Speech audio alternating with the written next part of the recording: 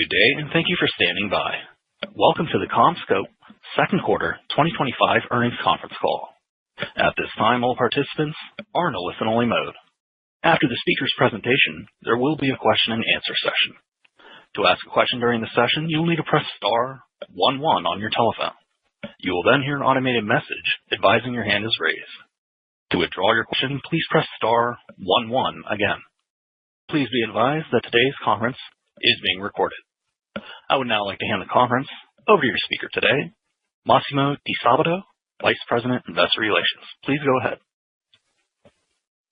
Good afternoon, and thank you for joining us today to discuss the recently announced CCS transaction and CommScope's 2025 second quarter results.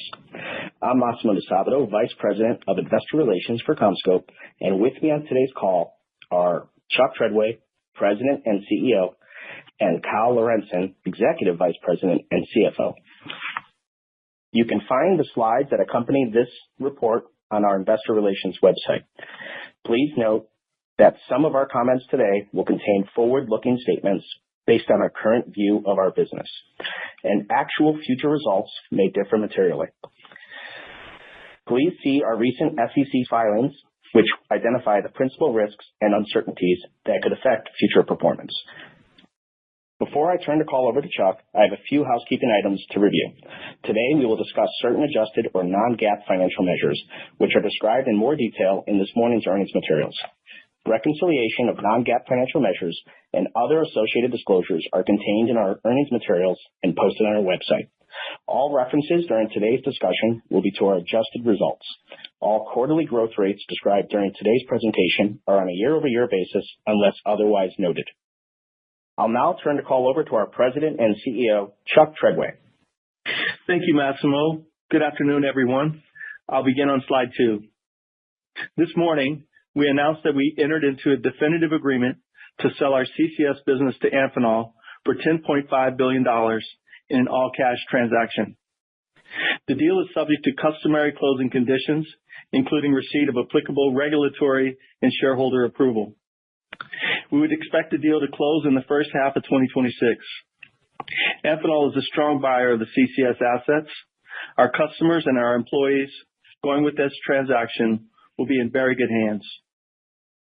I'm excited to announce this transformational deal that unlocks equity value, returns cash to our shareholders, and strengthens the business. Our equity price was not reflective of the true value of our company. This transaction now brings improved clarity to CommScope equity value. The company expects net proceeds after taxes and transaction expenses to be approximately $10 billion. After repaying all of our debt, redeeming our preferred equity, and adding modest leverage on the remaining company, we would expect to have significant excess cash. We expect to distribute this excess cash to our shareholders as a dividend within 60 to 90 days following the closing of the proposed transaction after taking into account all relevant factors. The exact amount and timing of the dividend will be determined by the company after closing. I'd like to personally thank our shareholders, debt holders, customers, suppliers, and employees as we have navigated through challenging market conditions and leverage uncertainty. We really appreciate your patience. I'm excited for the future of the remaining A&S and Ruckus businesses. They have been a bit slower to recover than the CCS business. However, both of these businesses have had very strong second quarters and are poised for continued strong performance and growth. The second quarter 2025 LTM adjusted EBITDA for these businesses is $300 million. RemainCo is well positioned to deliver year-over-year growth in 2025 with strong cash flow generation. As we move through the second half of the year, we will provide updates on the pending transaction and positioning of RemainCo as appropriate. Now on to our second quarter results on slide 3. In the second quarter, CommScope delivered net sales of $1.388 billion, a year-over-year increase of 32%, and adjusted EBITDA of $338 million, a year-over-year increase of 79%. These very positive results were attributed to strong performance in all of our segments. The second quarter also marked the 5th consecutive quarter that we sequentially improved adjusted EBITDA. The adjusted EBITDA as a percentage of revenues grew from the first quarter to 24.3%, reaffirming our strategy of managing what we can control as we continue to deliver results in line with our strategy. We saw particular strength in A&S and Ruckus in the second quarter, with these two segments contributing revenues of $513 million, 58% above prior year. A&S and Ruckus delivered $127 million of adjusted EBITDA in the quarter, an increase of 326% versus the second quarter of 2024 and 101% sequentially. RemainCo adjusted EBITDA as a percentage of sales was 24.7%, 156% above prior year. These businesses continue to benefit from the upgrade cycles and new product introductions. As an update from our last earnings call, we have been closely monitoring the implementation of tariffs and the fluidity of the situation. During the second quarter, we have developed and implemented our plan to mitigate the effect of current direct and indirect tariffs. Going forward, if tariffs remain at current levels, we feel that the net impact of tariffs on our financial results will be minimal. Our strategy is to continue to leverage our flexible global manufacturing footprint, our broad supplier base, and commercial strategies to effectively mitigate the impact. In addition, essentially all of our products produced in Mexico comply with USMCA guidelines, reducing our overall exposure to tariffs. As you are aware, the situation remains very fluid. We will continue to monitor, mitigate, and update as required. With that, I'd now like to give you an update on each of our businesses, starting with the two businesses that will make up RemainCo, A&S and Ruckus. Starting with A&S, net sales of $322 million was up 65% in the second quarter compared to the prior year, and adjusted EBITDA was up 132%. Primarily driven by a record deployment of our new DOCSIS 4.0 amplifier and node products, as well as higher license sales. Our DOCSIS 4.0 amplifier business has increased dramatically in both FDX and ESD. Our FDX amplifier deployment with Comcast has gone well, and this is reflected in our results. In addition, our ESD amplifier sales have increased as we have won businesses with several customers, including Charter. As stated below, we believe A&S is well positioned with decades of knowledge of our customers' ecosystems and our breadth of new products for service providers to take advantage of the latest DOCSIS upgrade cycle, as well as evolving their legacy DOCSIS 3.1 networks. Our product range includes all areas of the HFC network, including DOCSIS 3.1, 3.1e, and DOCSIS 4.0 solutions. Over the last quarter, we have had several key wins for our virtual CMTS, which integrates technology from our previous CASA acquisition, and we expect this trend to continue. We have also moved forward with our new unified products, as it is now in lab testing phase and expected to be available by the end of this year and into next year as we release additional products. These positive results reflect our strategy shift to partnering directly with major MSOs to develop key products for them versus a one-size-fits-all strategy. This provides a closer relationship with our customers while solving for their unique needs together. We are extremely pleased with the direction that A&S is headed, and the results are proof that our strategy is paying off. Although we would expect the rest of the year to remain strong in terms of revenue, we do not expect the second half EBITDA to remain at this level due to product mix and project timing.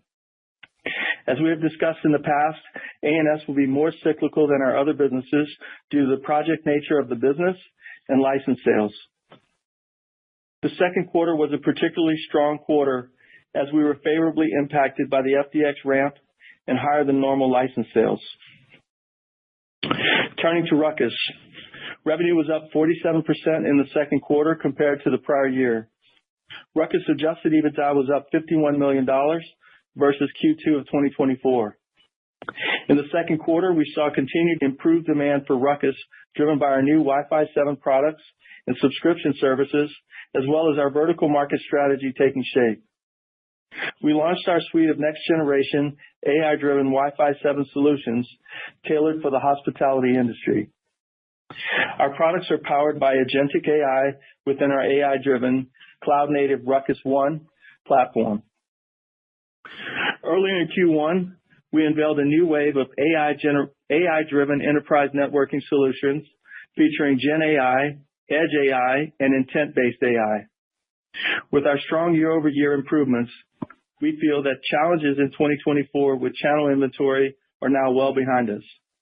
We believe the Ruckus business is well positioned for strong growth in 2025, driven by normalized channel inventory and growing demand. We continue to benefit from new products and our vertical market strategy taking shape. In addition, we're beginning to see the impact of adding incremental selling resources, as indicated by our increase in sales funnel opportunities. We have also seen additional traction in the North American service provider market, as more customers are interested in our Ruckus One MDU solutions. These solutions take advantage of our Ruckus One platform and help managed service providers accelerate time to market and reduce operational costs. This fundamentally changes the deployment economics and delivers faster return on investment. We continue to be encouraged by the Ruckus business, as this breakout quarter gives us confidence for our projected growth for near term. Despite the announced transaction, I will give you a brief update on CCS. In the second quarter, CCS revenue grew 20% year over year, while CCS adjusted EBITDA increased 23% as a result of revenue growth, mix, and cost leverage. CCS adjusted EBITDA as a percentage of revenue was 24.1%. Again, I would like to call out our enterprise fiber business that includes our products that we sell into the data center market. For the second quarter, the enterprise fiber business continued to generate substantial growth, with year-over-year revenue up 85%. The CCS segment will continue to be a strong cash flow generator between sign and close of this transaction. Based on current views, we are raising our full-year CommScope adjusted EBITDA guidance to $1.15 to $1.2 billion. Overall, we are excited about the announced CCS transaction. This transaction returns significant capital to our shareholders versus the current equity price and immediately solves our leverage situation. The CCS business has found a great home with Amphenol, and we look forward to working with them to close the transaction. RemainCo will consist of the ANS and Ruckus segments and is well positioned to grow and create value. Both of these businesses are recovering from challenging market conditions over the last 2 years. However, the strong second quarter results show the potential of these businesses. Overall, we expect RemainCo, ANS, and Ruckus to deliver between $325 to $350 million of adjusted EBITDA in 2025. As we have discussed in previous communications, we will continue to focus on our strategy of focusing on what we can control. As we service our customers, we have the right products, solutions, and scale to grow and win new business. We will continue to focus our strategy on what we can control, including supporting our customers and innovating for the ever-increasing demands of future advanced networks. And with that, I'd like to turn things over to Kyle to talk more about our second quarter results. Thank you, Chuck, and good afternoon, everyone. I'll start with an overview of our second quarter results on slide 4. For CommScope, we reported adjusted EBITDA of $338 million for the second quarter of 2025, which increased 79% from prior year. Second quarter adjusted EBITDA results were up 41% sequentially versus the first quarter of 2025. Our adjusted EBITDA as a percentage of revenues was 24.3%, the best we have seen since the ARRIS acquisition, and increased by 640 basis points year over year and 270 basis points versus the first quarter of 2025. For the second quarter, CommScope reported net sales of $1.388 billion, an increase of 32% from the prior year, driven by an increase in all segments. Adjusted EPS was 44 cents per share versus 3 cents per share in the second quarter of 2024. Order rates were up 26% sequentially in the second quarter of 2025, reflecting the stronger demand and positioning us well for the third quarter. CommScope backlog ended the quarter at $1.431 billion, up $265 million, or 23% versus the end of the first quarter of 2025. With our CCS transaction announcement, I would like to separately discuss the strong performance of our two businesses that will make up RemainCo, A&S and Ruckus. Second quarter revenue in these two businesses was $513 million, up 58% year over year and 32% sequentially. The stronger revenue resulted in adjusted EBITDA in the RemainCo businesses of $127 million, up 326% versus prior year and 101% sequentially. Turning now to our second quarter segment highlights on slide 5. Starting with our A&S segment, net sales of $322 million increased 65% from the prior year as customer inventory levels stabilized and shipments of our DOCSIS 4.0 products have increased. A&S adjusted EBITDA of $80 million was up $45 million or 132% from the prior year, driven by higher revenue, including licenses and project timing.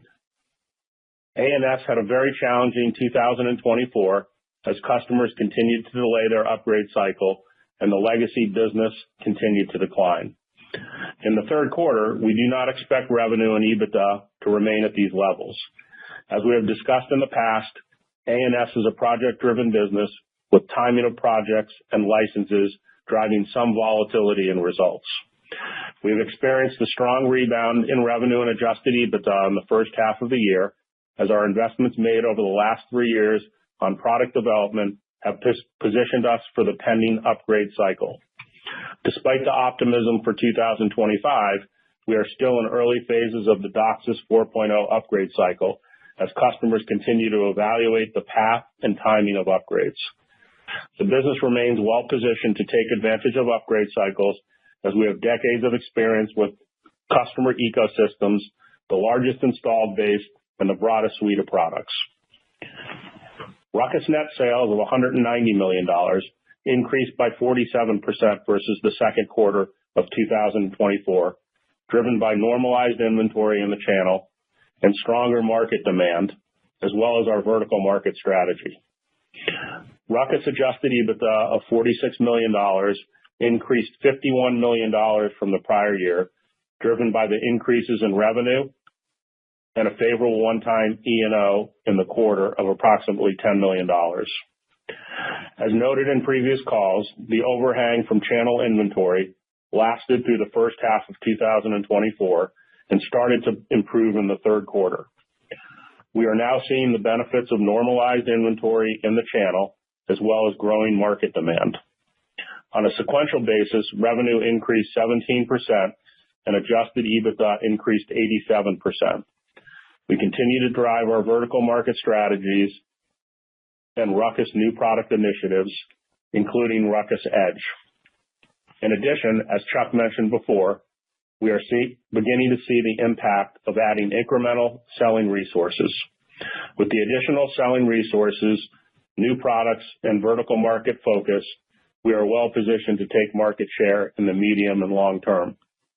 As the additional selling resources begin to make an impact over the next few quarters, we would expect to see improving benefits in 2026. Third quarter Ruckus revenue and adjusted EBITDA are expected to decline compared to second quarter results due to seasonality and the elimination of the second quarter inventory adjustment benefit. Finishing with CCS, net sales of $875 million increased 20% from the prior year. CCS adjusted EBITDA of $211 million increased 23% from the prior year. CCS adjusted EBITDA as a percentage of revenue for the quarter remained strong at 24.1%, driven by favorable mix and cost leverage. The CCS revenue increase was across most of the product lines, with hyperscale and cloud data centers seeing the strongest growth at 85%. Turning to slide 6 for an update on cash flow. During the quarter, we generated cash flow from operations of $77 million and free cash flow of $64 million. Due to strong results and updated EBITDA guideposts, we now expect cash to be up approximately $125 million from where we started the year. In this guidance, we still project an investment in working capital and capital expenditures of over $200 million, driven by growth in the business. Turning to slide 7 for an update on our liquidity and capital structure. During the second quarter, our cash and liquidity remained strong. We ended the quarter with $571 million in global cash and total available cash and liquidity of $991 million. During the quarter, our cash balance increased by $78 million. We purchased no debt or equity on the open market. However, going forward, we will continue to use cash opportunistically to buy back debt and equity. The company ended the quarter with a net leverage ratio of 6.6 times. I will conclude my prepared remarks with some commentary around our expectations for the second half of 2025. Clearly, we will be focusing on running the business and delivering results while preparing for the recently announced closing of the CCS transaction in the first half of 2026. As Chuck mentioned earlier, this is a transformational transaction that creates shareholder value while strengthening the balance sheet. With the net proceeds of approximately $10 billion, we expect to repay all of our debt and redeem our preferred equity. With our excess cash and modest leverage on the remaining company, we plan to distribute the excess cash to our shareholders as a dividend within 60 to 90 days of the transaction closing. The exact amount of the dividend will be determined after closing. On the performance side, we have seen 5 quarters of sequential quarterly adjusted EBITDA improvement.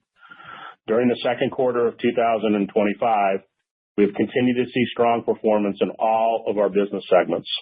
The A&S and Ruckus segments have rebounded from the challenges in 2024 and are well positioned. This is evidenced by improvement in the first half of 2025 in these businesses. We expect RemainCo adjusted EBITDA to be between $325 million and $350 million for 2025. Our second half RemainCo adjusted EBITDA will be down from the first half, driven by some of the one-time items we realized in the second quarter and project timing in A&S. Also, we are raising our 2025 CommScope adjusted EBITDA guidepost from $1 billion to $1.05 billion to $1.15 billion to $1.2 billion. Based on the market recovery and focusing on what we can control, including managing costs and supporting our customers, our RemainCo adjusted EBITDA as a percent of revenue was very strong at 24.7% in the second quarter. This is a testament to our priority to control what we can and improve long-term profitability. And with that, I'd like to give the floor back to Chuck for some closing remarks. Thank you, Kyle. In closing, we are very excited about the CCS transaction.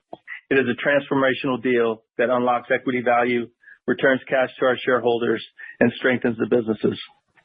Our shareholders, customers, employees, and other stakeholders should be very pleased with this outcome. Additionally, we are encouraged by the performance and positioning of A&S and Ruckus. On the RemainCo business, the second quarter performance demonstrates the strong positioning of Ruckus and A&S. Finally, I would like to thank our team for strong execution. The hard work and dedication of our team, with the strong support of our equity holders, debt holders, customers, and suppliers, has driven strong results and positioned all of our businesses for future success. And with that, we'll now open the line for questions. As a reminder, to ask a question, please press star 11 on your telephone and wait for your name to be announced. To withdraw your question, please press star 11 again. Please stand by while we compile the Q&A roster. Our first question comes from Meta Marshall with Morgan Stanley. Your line is open. Great, thanks, and congrats on the deal. A couple of questions for me. One, just, in terms of kind of the RemainCo, whether these assets kind of make sense together or, is this kind of the final step in the journey? Just any commentary there. And then just second question, just to get a sense of kind of what are the corporate overhead costs that we should think of kind of on a go-forward basis of kind of the A&S and Ruckus businesses together without CCS. Thanks. Thanks for the question, Mita. Look, we're focused on running the businesses and closing the recently announced transaction. We have and will continue to invest in both of these businesses, including new technology, capital, incremental resources. You hear me talk in the prepared remarks about the positive developments for ANS and Ruckus, and that, we're driving, improved new product development. Think about Ruckus One, Wi-Fi 7 portfolio and Ruckus, and unified products, as well as virtual CMTS wins at ANS. We've worked hard over the last 5 years to improve the positions of these businesses, and I think our really strong results in the second quarter in both ANS and Ruckus show the progress of those businesses and the progress they've made in the last year. I'd finish answering that question by saying, since I arrived for our CommScope Next program, we always look at ways to improve shareholder value, as we support our customers and employees, and we're going to continue this strategy. The second part of your question on the overhead costs, corporate overhead costs, as part of the transaction, we're going to convey or transfer a significant amount of our G&A team to Amphenol. And I think when we're sort of done with conveying those people and setting up the RemainCo, we would expect the G&A costs that are currently being allocated to ANS and into Ruckus to be representative of what we believe a go-forward G&A organization is going to look like for RemainCo. Great. Thank you. Thank you. Our next question comes from George Notter with Wolfe Research. Your line is open. Hi, guys. Thanks very much. I guess I was just curious on, I assume there's a CapEx and a working capital obligation you'll have on the CCS business going forward. I'm just curious what that would look like.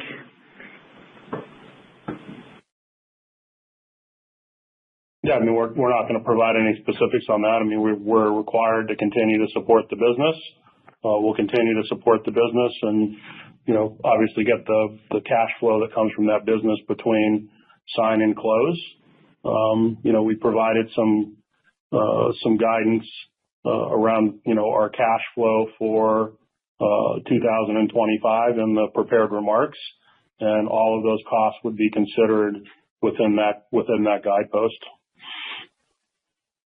Got it. Okay, super. And then I'm just curious about what the customer concentration looks like in RemainCo. I would imagine that Comcast and Charter are quite significant customers here. Could you give us a sense for what that might look like as a percentage of RemainCo sales? Yeah, we're not going to provide the details on that.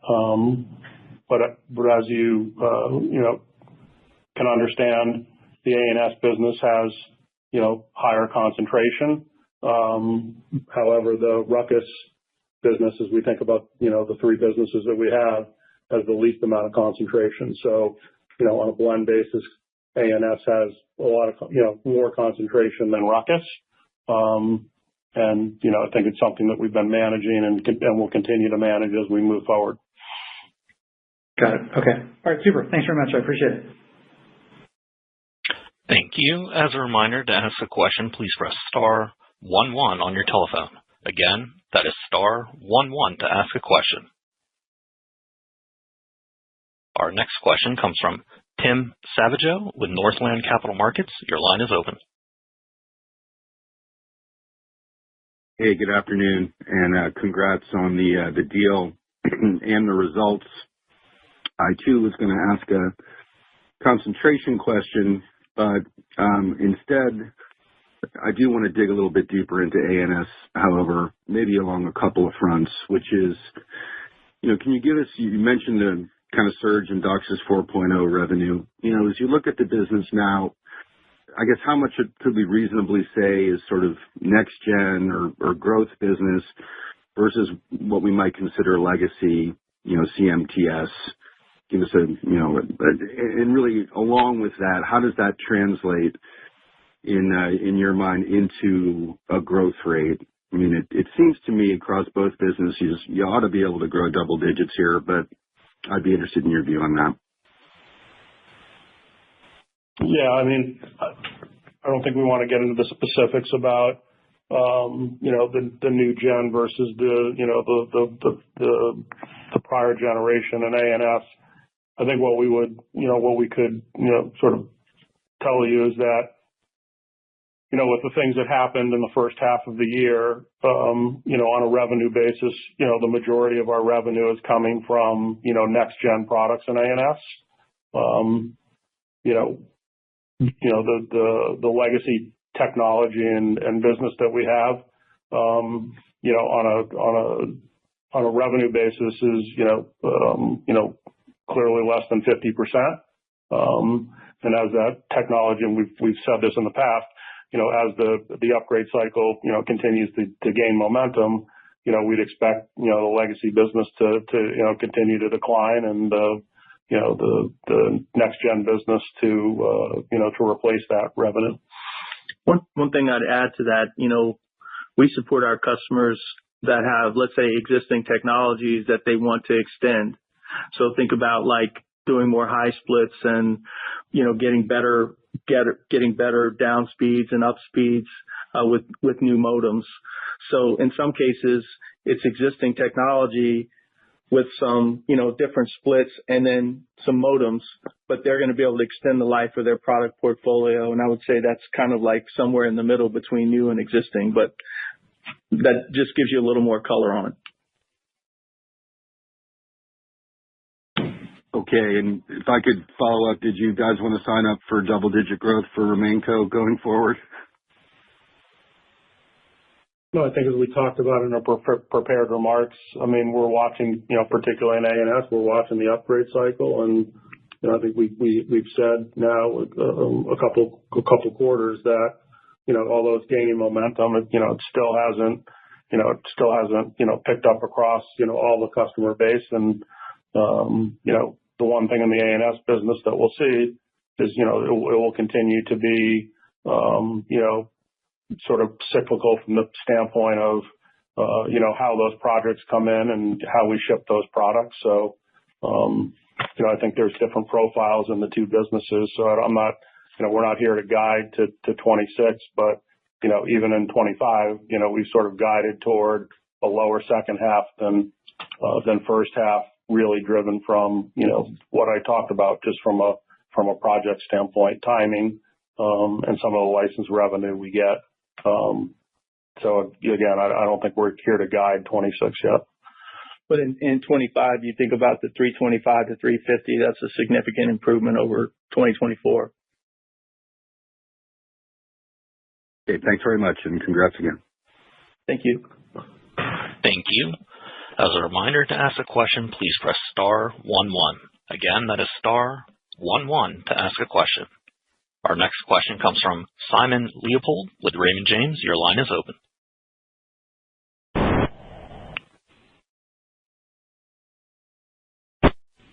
Simon, your line is open. Please check your mute button.